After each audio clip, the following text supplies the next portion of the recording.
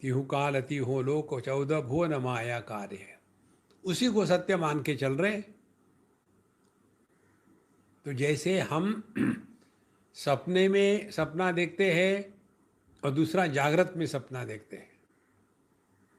कई बार बैठे बैठे ऐसे आकाश के ऊपर ध्यान लगा के बैठे, भाई क्या हो गया आपको? कुछ नहीं हुआ। फिर ऐसे क्यों बैठे? फिर कैसे बैठूं?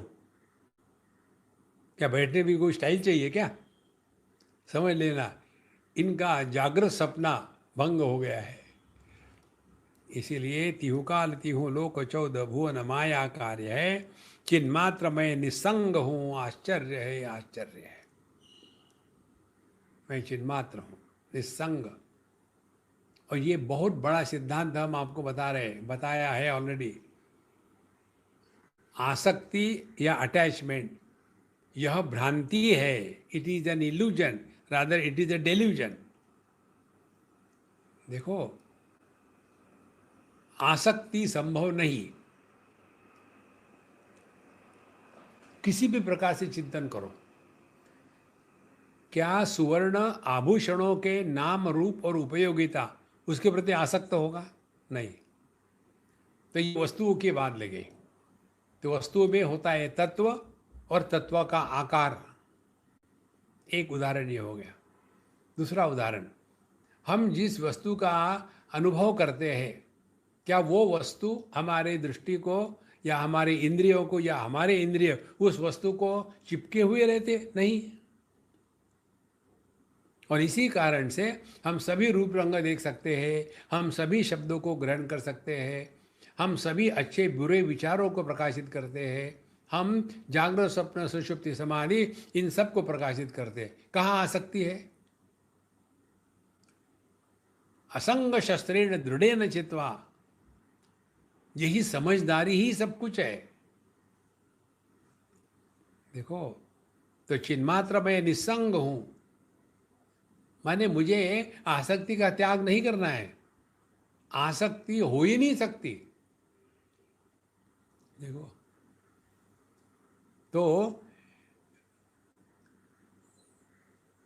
सुवर्ण और आभूषण ये दोनों एक दूसरे से आसक्त नहीं है।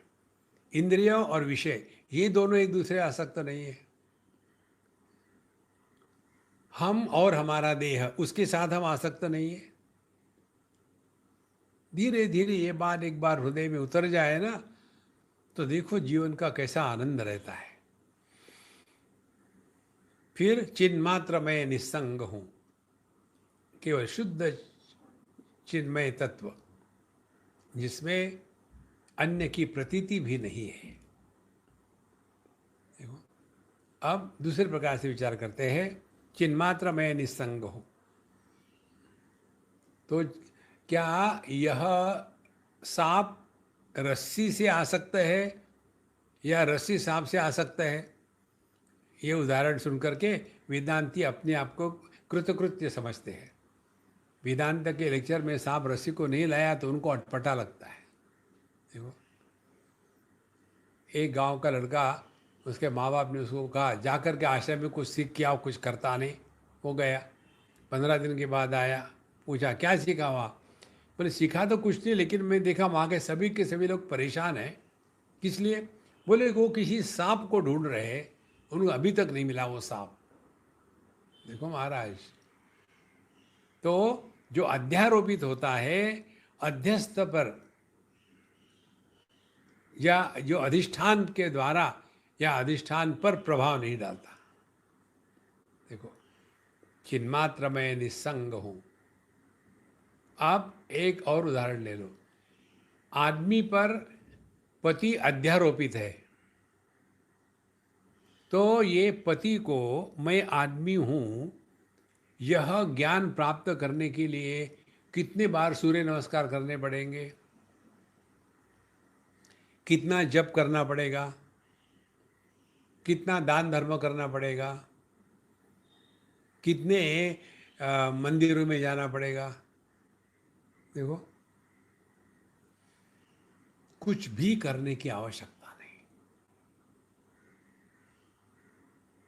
इसीलिए चिन्मात्र हूं, निस्संग हूं, आश्चर्य है आश्चर्य है।